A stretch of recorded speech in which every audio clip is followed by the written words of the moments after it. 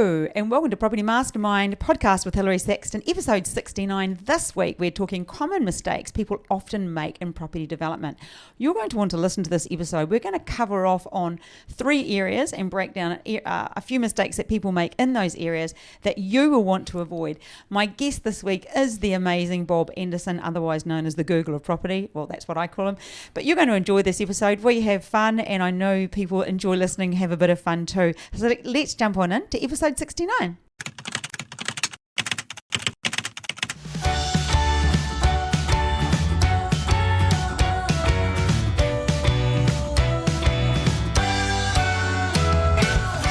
Hey, welcome to episode 69. Like I said, common mistakes often made in property development. Before we get started, giving away a copy of this book, Property Millionaires Exposed. Somebody even emailed me today and said, I've just about finished the book, so that's fantastic. Bob says head straight to page 121 where he talks about property development. A little bit biased, but hey, it's the pinnacle. It's where all the money's made as fast as you can. If that's what you would like to do, get there a bit quicker. This week, that's going out to Daniel McLean. I spoke to Daniel this week. I think he was trying to sell me a site more than anything. But anyway, Daniel, I'll send this book to you. You'll have to email me your postal address and it will be in the post. So before we get started, this episode's brought to you by Property Mastermind.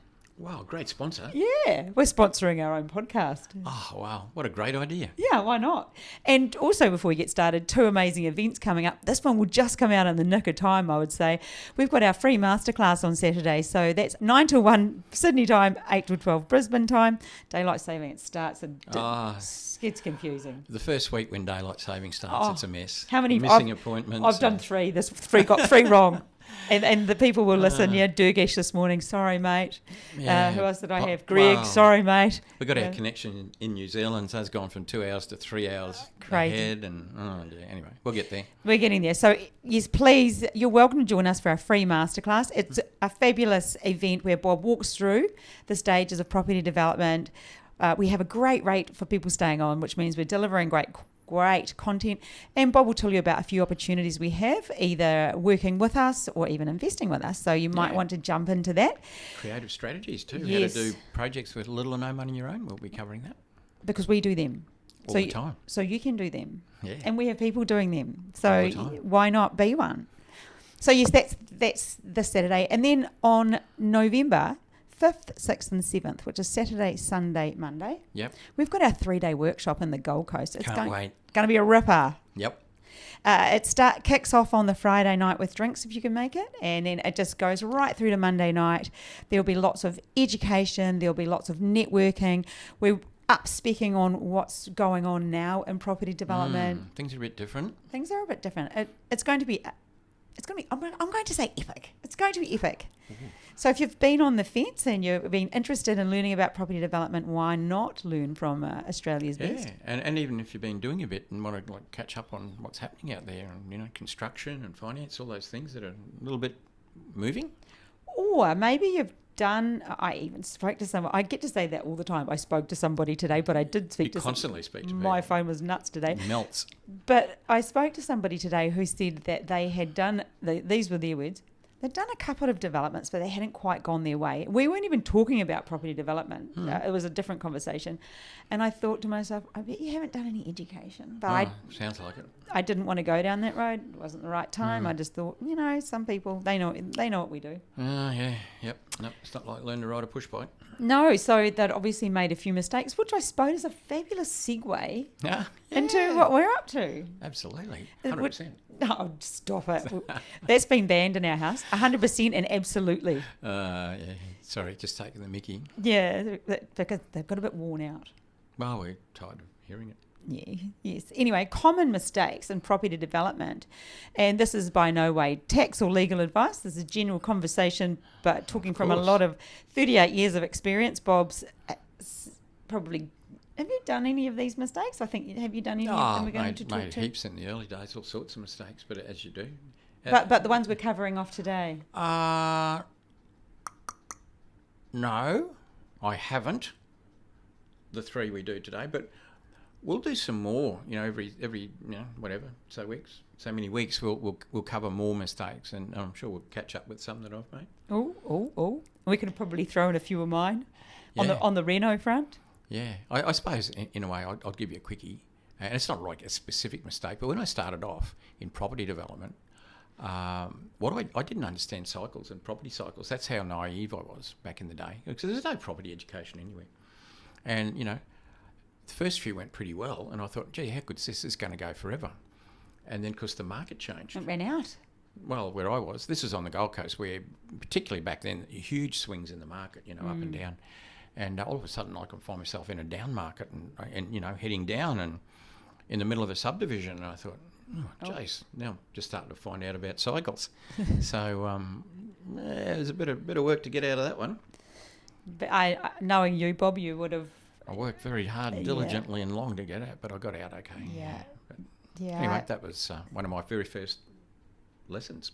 So today we're going to cover off on 3. Let's start with the first one, which is purchasing a property in your own name. For development. For development, yes. Now, Yeah. that's a rookie mistake number 1. Yeah, and look, you do see it. I mean, the problem there is people not taking advice from the right people and the right person to take advice from. We're talking about structures.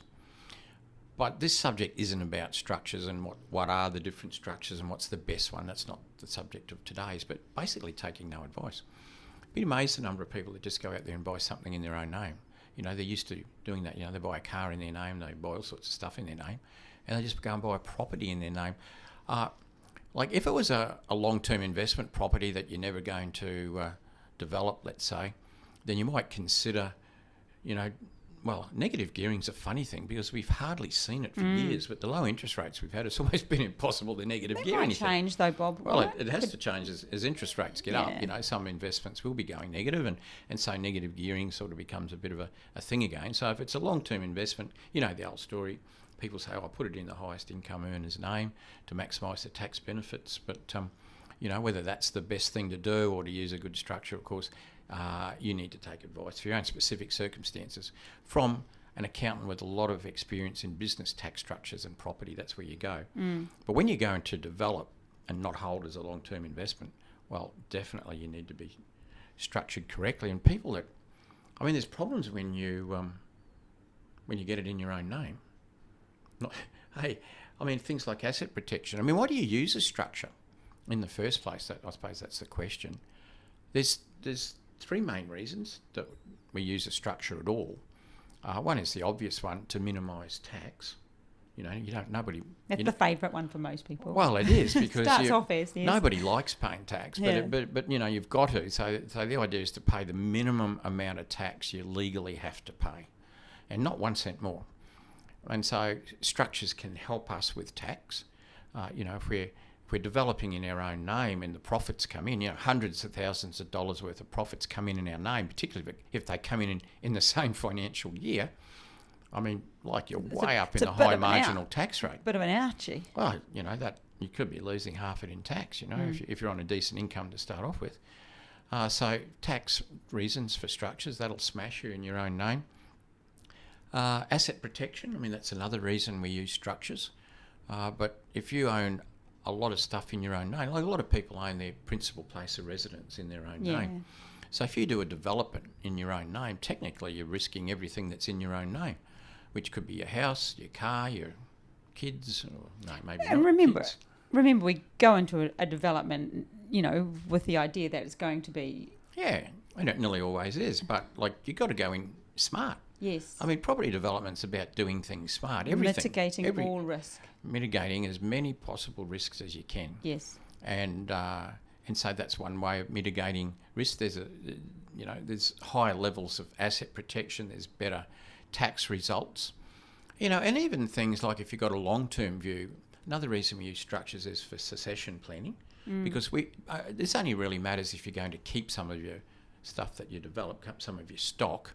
And the idea might be, as developers, because we can develop at raw cost, we create investments a lot cheaper than the normal person who pays retail price. And so the idea is to hold and never sell. If you want cash, that's the ones you sell. The ones you keep, you should keep forever. And it might be that down the track, when you fall off the perch, if you're using the right structures and trusts and everything, it might be easier for that money to transfer through, So that's another reason. They're the three reasons mainly for correct structures: tax, asset protection, and less so succession planning. Yes, yeah. I think I talked to somebody today. Oh, I've got to stop saying that about access. Oh, I did. I'm so sorry. Like I feel like that's all I say. say. Well, I talked to somebody today. Anyway, okay, I won't go down that road, but I did. I must tell you about that conversation. We need to have that conversation. Yeah. Okay, well, there's quite a lot in that, Bob. So, rookie mistake number one, do not purchase a development property in your own name. Yeah, ideally, because as well as not meeting those three ideal criteria that you use a structure for, I mean, I've met people. I had a fellow join the mentoring program once, and he had, and I've seen this more than once, he had 3 very expensive properties that he bought as development sites in his own name. Oh. So when it came to develop, you've got to make a call. Well, do I develop in my own name with all the, having to pay more tax and, run asset protection risks? Or do you take it out of your name and put it into a structure, but then you trigger other things, hey? Mm. You're triggering potential capital gains tax depending on what the value is now compared to what it was when you bought it, and maybe time's gone on and it's worth a lot more. Maybe you've even gotten a development permit and you made it even more valuable. So there's the situation. Then, of course, you've got stamp duty when you create another entity to buy it off yourself. So not where you want to be. And of course, some people also have the problem where they bought an investment property, and I've seen this a fair bit, maybe 10, 12, 15 years ago, not so much with the intention of developing, it was more as an investment property, but as time goes on, maybe the zoning's changed, or maybe they didn't even realise when they bought it has development potential. And now, the house might be getting old and tired, and they can put, maybe a nice duplex or 3 townhouses on, and they decide to do that, but it's in their own name. That often happens because of that whole, people start by renovating and then they go to investing in properties, and it doesn't need to be done like that. You can go straight to developing. You don't have to take the baby steps first. You can get straight in there, although I did. Yeah. Although I did. But I have fully learned now that you don't have to, and just knowing that younger people tend to do that. They buy it as an investment property, and then because they just have no idea that it could potentially be, time goes on and it can become a development property. Yeah, and of course they might be buying it as a first home and using the scheme and everything else. Young people, all sorts of moves happening there. And the scheme, Bob, if they were using we were talking obviously the first home buyer scheme, can that be bought out and not in your own name, or does it have to be in your own name? I've never done it. I'm no expert. I'd have to ask my mate Clayton Tierney from the First Home Buyer Club, who's an expert in all that, what the score is there. I mean, it's probably a simple question, but I haven't done it, so I don't know. www.firsthomebuyerclub. Oh, sorry. .com.au. Well, he's a good mate of mine. He is. And he's been through the mentoring program. He has. Just had a second most baby. Most of my mates have. That's where I get mates. Yeah. I don't make mates down at the pub. I make mates through the mentoring program. You don't really go to the pub, and if you do, you'd go with me anyway. Well, we'd go somewhere for dinner. Yeah, we would. Yeah. So back to look, I'm not sure. I've got a feeling you might have to have it in your name because the government's involved and they're probably very fussy, but who knows anyway. Yeah, that's a good question. You probably Google that and find out. Yeah, let us know. Someone send me an email on that. So just, purchasing in your own name, and people that have had it, like I said, maybe 10 years, they'll probably end up developing in their name because to take it out, there'd probably be a huge capital gain. And the problem is they might have to pay the capital gains tax before they actually get the profit out of the development anyway, and they might not have it. And plus the stamp duty and they just run. Would you almost have to run 2 different fees, though? One doing not. That's an after-tax thing. Yeah. When you do feasibilities on developments, you pull up before the tax. You don't really look at the after-tax scenario because that's just going to be different for everybody and the type of structures they've got, and but I guess without making too big a deal out of it, take advice. If you're buying a site for development purposes, don't run out there and put in your own name. Even for investing. But take advice, anything. If you're doing anything with property investing or development, get the right advice. But particularly development. Yeah. Good idea. Okay, number two, common mistake that people make is they demo the house before the DA. Before the DA or before finance. Now, that might sound stupid. Before finance. It actually is stupid. Yeah. And I haven't done it, but I've certainly met people who have. Yes. And they sort of get ahead of the game. I don't know whether they're really trying to fast track the project, and I've seen people try and get ahead of the game, fast track it. Quick, get the demo done. Let's get the demo done now. It's well underway. The development permit's in there. It looks like it's going to come out. Let's get a head start, or perhaps they've got a development permit. They're working on their building permit. They're talking to financiers and all that sort of thing, and they might want to jump the gun. All that sort of thing. You got a lift there, Bob. Yeah, I did. Yeah. What happened there? I don't know. I've got a thick tongue. Maybe I've taken too many phone calls today. Turned my tongue's thickened up. Who knows? I think you just need a glass of wine. Oh, that'll probably thicken it up a bit more. But yeah, like. It is evening, by the way. We're recording this one in the early evening. This is a thing that happens a fair bit. Is that, say, people get a development permit, they get a building permit, and they've either gotten finance or they're getting it, and they just go out there and demolish the house, but they haven't actually told the mortgagee that owns the house, because quite often you buy the house as an investment property, and then you might after you got your approvals you might be switching with the same bank or another bank onto a commercial loan. They demolish the house. They don't tell the actual current mortgagee, and so they've tampered with the security. I was going to say, how does that work even with insurance? Well, I'm sure there's... It would be illegal. Well, insurance can be an issue, but I mean, in terms of demolishing the house with an existing mortgagee and not telling him, I'm sure there's something in the small print in the loan that you can't tamper with it like that. And so... You're sure there is something in the small So the bank print? thinks you've got a house and now you've got a vacant piece of land with a development permit. The good thing is that it really should be worth more with a development permit than it was as a house. Otherwise, why would you do it? Yes. At least they were, it could be worth more, but then there's that whole rental income, and there's a lot going on in there. So that happens so often, and they don't know, and then, of course, you get your commercial finance. Maybe it's a different bank, and that bank pays out the other bank, and the other bank never even knew the house disappeared. They just knew there was a refinance, and they lost the loan. Look at you get all excited about financing and demolitions. No. I bet you've got a story here, Bob. What do you know? Oh, I got stories about everything. When you've been around for nearly 40 years in this game, I tell you what, I could. What's your best one on people doing a demo? Ah, well, look, I met a guy once. Look, I'll try and keep. You meet a guy. I spoke to someone. There you go. Who'd you meet, Bob? I got a call from Bank West once, which is well, it's in the banking sector. Bank West is actually owned by Commonwealth Bank, but back in the day before the Commonwealth Bank bought it. It was quite a big lender, and I did a lot of business with Bank West. But anyway, one day the guy from Bank West rang me and he said, look, I've had a guy in here with a loan application, but I don't really think the deal stacks up, and I think he's a little bit doesn't really know what he's doing. Would you mind having a talk to him? It's funny for a bank to ring me up, but I did a lot of business with this bank. So I said, sure, I'll have a talk to him. They said, you might be able to help him pull it together, and we're happy to do the finance if we can turn it into a deal. So I rang him up. He said, yep, come and have a look. So what he'd done, he had 2 properties the other side of the street from a major university, and he'd rented them out room by room to students. And he was doing very well. It was a good rental. But in the meantime, these 2 600-metre proproperties, 1,200 metres, he'd gotten a development permit for student accommodation, pure student accommodation. The story, yeah. And it was like like ground level parking and 2 levels of basically, 1 bedroom sort of accommodation. But really expensive construction, really heavy, block and slab construction. Didn't need to be all that. But the long story is this. The short story. Short story is he hadn't really done a proper feasibility. As it turned out, when I did one for him, it didn't stack up at all. The bill cost was way too much. However, what he'd done, because he thought he was going to get finance, and he didn't understand development finance. He thought it was like buying a house where you could go in and 10% deposit and borrow the rest at a retail rate. He didn't realise that you need quite a bit more equity than that, and it's a commercial rate, as he found out when he went to Bank West. And so, assuming he was definitely going to get finance, he demolished the 2 houses. He had a development permit that really didn't stack up. Did the bank know this when they'd rung you or not? They had no idea. No, this is the rest of the story. Oh my he didn't tell the gosh. bank. So he's with St George, right? Both the houses. He's got a loan over both with St George, but it's a pretty good income off the student accommodation.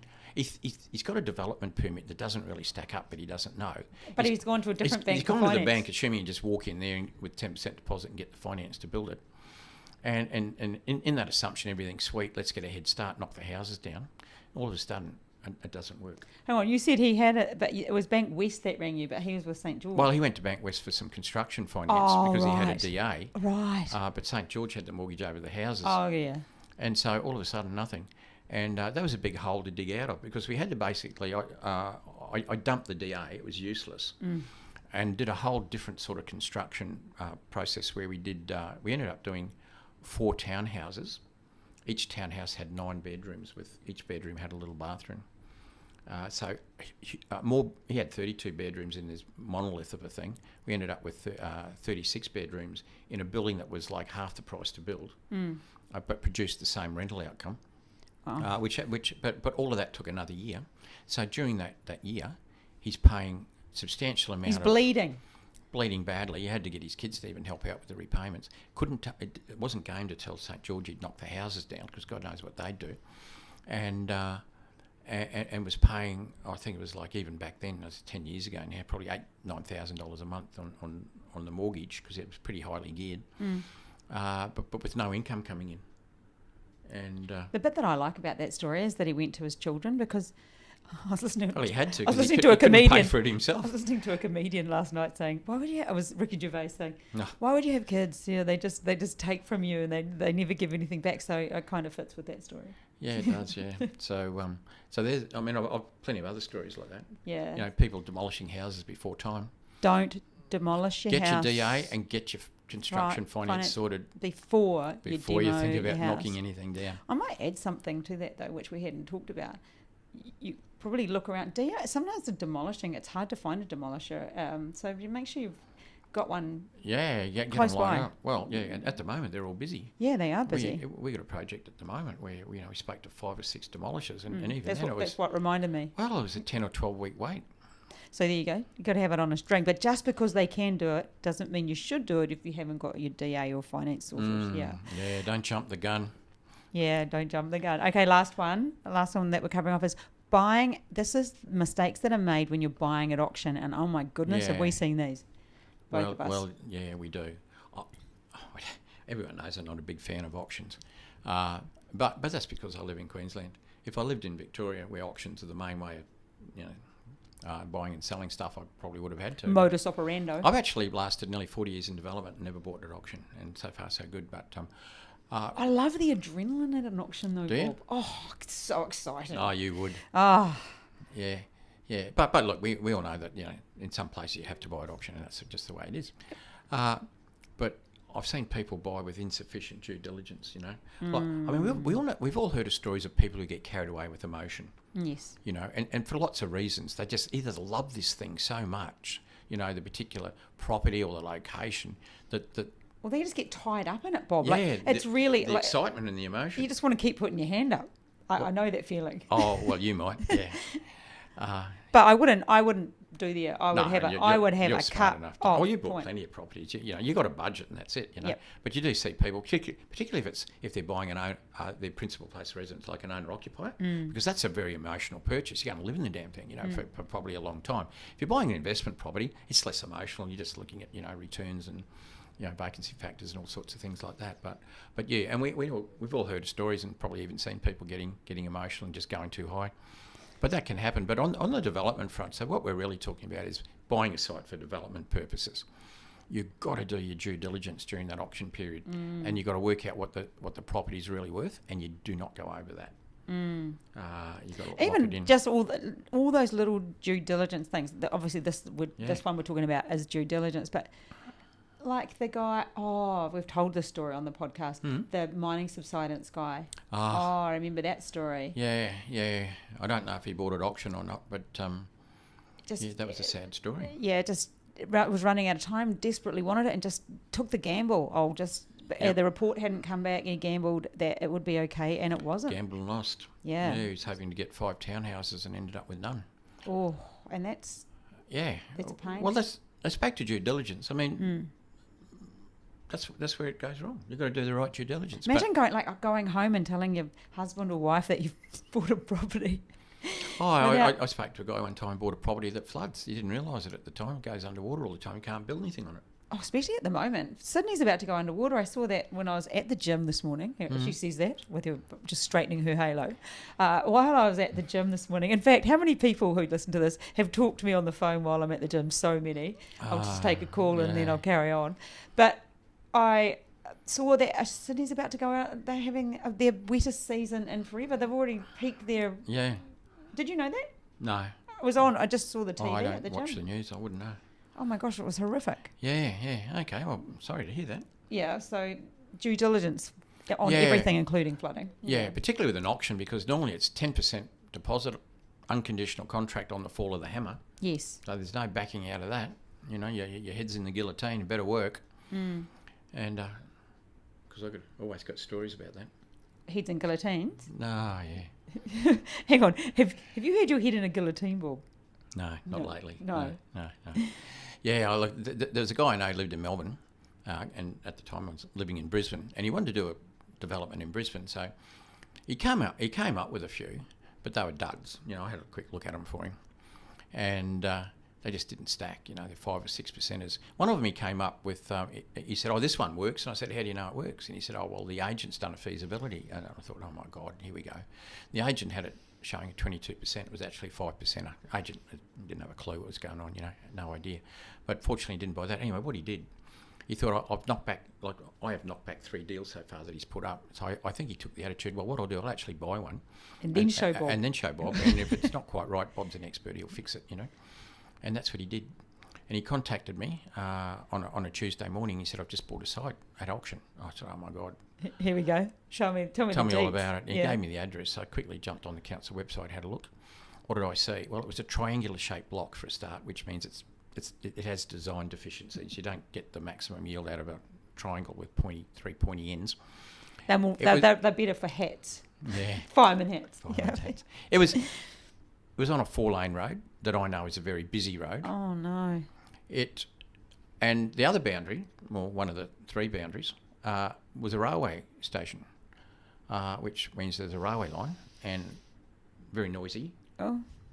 Pollution's not really a problem with electric trains these days, but noise pollution is, and you know, trains going by. Not only that, the reason it was a pointy block is it was the last block in a run, and you had the 4-lane road and the train line met at the point of the triangle with this thing in there, and guess what? There's boom gates there. Oh gosh. So every 20 minutes you got ding ding ding ding ding ding ding going off. So you got trains going past, you got ding dings going on, you got 4 lanes of traffic, you got a triangular shaped block. There was a sewer. What was he thinking? There's a sewer through the middle as well. Oh my gosh. Which fortunately you can build over in this particular council, but there are construction cost constraints. So what did you say to him, Bob? I tried to. The only thing it didn't do was flood. There was no way out of it. He paid like 10% deposit, fall of the hammer. It was about a 60 or 90-day contract. The first thing I did, took him straight to my lawyer and tried to find a loophole in the contract. First thing you do, try and crash a contract. Yep. Try and find something wrong. Try and find a loophole. Couldn't find one. Even just a spelling mistake. It takes a bit more than that to get out of a contract. But sometimes you can. Sometimes they're not perfectly written, and a very clever lawyer might be able to find a back door out. I've done that, found that. Not so much here. And not only that, when we did the searches, guess what? What? On the 4-lane street frontage, they had and it wasn't even registered. It was only in disclosure that we got it out of council, a 9-metre reclamation to take 9 metres off the front of the block. Holy Which was the hypotenuse, which was the long side of the triangle. Anyway. So what happened? Well, we ended up changing. I got a really good architect, and we came up with an apartment block that sort of worked. And we went to council, and we needed to get an extra level on the height, but council had painted themselves into a corner by not actually disclosing to us about this road widening, and so we got hold of. At the time, you could through just what do they call it, freedom of information. We actually grabbed all their files, every single file that they had where they were discussing all this, but it didn't show up in searches. We actually found out after the point. Not that it would have mattered because it wasn't subject to searches. But anyway, we ended up getting up council over a bit of a barrel, and we were heading to court with it. And they said, okay, well, here's a compromise. You can do an extra level. So we got an extra level on this building, which goes like another 5 or 6 apartments. Did he break even, lose money? What happened in the end? We ended up selling it with a DA to a builder. Yeah. But there had to be a 6 metre fence at the back for the railway station, an acoustic fence. There was acoustic works at the front. We lost the 9 metres at the front. I think we spent 20 or 30,000 on legal fees getting to that point. Just trying to save him. His marriage nearly went because he didn't take. Well, he just did something stupid. That's the parts of the story I remember. If I thought more about it, there's probably even more things that were going on there at the time. Crikey. So there you go. Buying at auction without doing enough due diligence. Oh, he basically did none. And what he did, he bought it at auction on a Monday night, totally sight unseen. He only found out about it in the afternoon. Didn't do any due diligence on it, and just jumped on that night. So here he is, the auctioneer. I won't mention the agent, but they're famous for doing auctions. They're in Brisbane. He's basically on the phone, bidding at the other end. So he did no due diligence, didn't really know what he was bidding on. He thought it was a 9 townhouse site for some reason, because he can't see any of the other bids. I'm sure the agent's saying, somebody's just come in. You need to put your bid up, or let's smash them out of the park with another 100. Who knows what's going on there? He doesn't know what the bids are. He's getting told on the phone what they are by an agent he met that afternoon, and did no due diligence on the site. There you go. There you go. Things that you will be needing to avoid. There you go. Well, it was a lot of work getting him out of that hole. So we've covered the 3: purchasing in your own name, demoing a house before DA, and buying it at auction without enough due diligence. And what we've covered off, these are things that you don't want to do, and these are things that are very common. But people do it. You sit back and say, I'd never do that, and then hopefully you wouldn't. But I'm shocked. You imagine after all the years the things I've seen people do, that you just shake your head. You just can't believe what they do. Well, so people don't make mistakes, Bob. Yeah. Come to the workshop. Yep. November 5, 6, 7 in the Gold Coast. Come along. If you want to learn more about that, there'll be a link below. We would love for you to join us. Yeah. Can I say that all those 3 mistakes and those stories I made were made by people who never did a property development course. There you go. And found out the hard way. And found me after it, and to try and come and save their lives. If they'd done a course, wouldn't have made that mistake. That's another thing. People that won't invest, and this is sort of runs with this, but people don't invest in themselves. No. You've got to think a property development is going to make you a huge amount of money. There has to be an investment into you at the start. So many people want to do it on the cheap. Like, as cheap as I can. Like, I don't want to pay for an education program, or they try and scrimp on consultants. This is an investment because it comes out at the other end. Yeah, those 3 stories I talked about cost 6 figures in mistakes. Every one of those is a 6-figure mistake. Yet, for a fraction, like a very small fraction of that, you can learn the game. And even as far as that, by just having education, but even in our mentoring program, I know 2 people that said straight away, or have come back and said, but you save them money by stopping them doing something. And one of them's gone on to do a huge amount of developing, and those were his words. Bob saved me money straight away. I've got my money back, and so I've got the other one said it on video. Bob saved me money from the outset. So many people we say, but people have arrived with establishing the wrong structure, but fortunately haven't bought anything, and just by turning that around and get them structured properly through our own experts, probably saves them $50,000-$80,000 in too much tax and just stuff like that, which is like way more than the program costs, like just by restructuring them before they even start.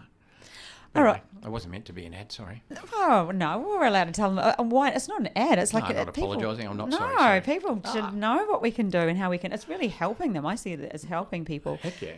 That's why I got into the business. To help people. The education. I'd seen too many people lying bleeding out in the gutter. I love your descriptions. Well, that's what happens. You do it wrong, you'll bleed out in the gutter. I've seen people go bankrupt. People lose a lot of money through stupidity and not knowing, and that's why I got into it. I've never stopped developing, of course, not going to do that, but that's how I got into the education side. Yes, and we've got a few developments on at the moment too, so that's pretty exciting. We actually need to start posting some of our stuff on the Facebook page. Our students are doing that now, which is great. They hadn't been doing that for a while. No. And I had to say, why don't you put some... Give them a rev up. Yeah, put some of your stuff up, but they just sort of like sit back and watch. I don't know why that happens. They just everyone's a bit chilled in our world. Yeah. But yeah, there's a lot going on, so it's pretty exciting. Also, another reminder: 15th of October in Sydney, we're there for it's a networking event from 2:30 to 5:30. There'll be a link below, and in Melbourne a week later. Networking after. And 22nd of October. So there's a 3-hour event. We're going to be talking. If you just want to Sydney 15th, Melbourne 22nd. Yep. 3-hour events. They're about $29 to come along, and you can get to meet us, and there'll be loads of fun, lots of really good information, and meet lots of other lovely, like-minded, property-loving mostly people. lovely. Mostly lovely. Yeah. No, they are. They are. Alrighty. Well, I hope you found episode 69 useful. Crikey, we're tuning through 70 next time. It is. Ooh. We will catch you next week. Bye. See you then. Bye.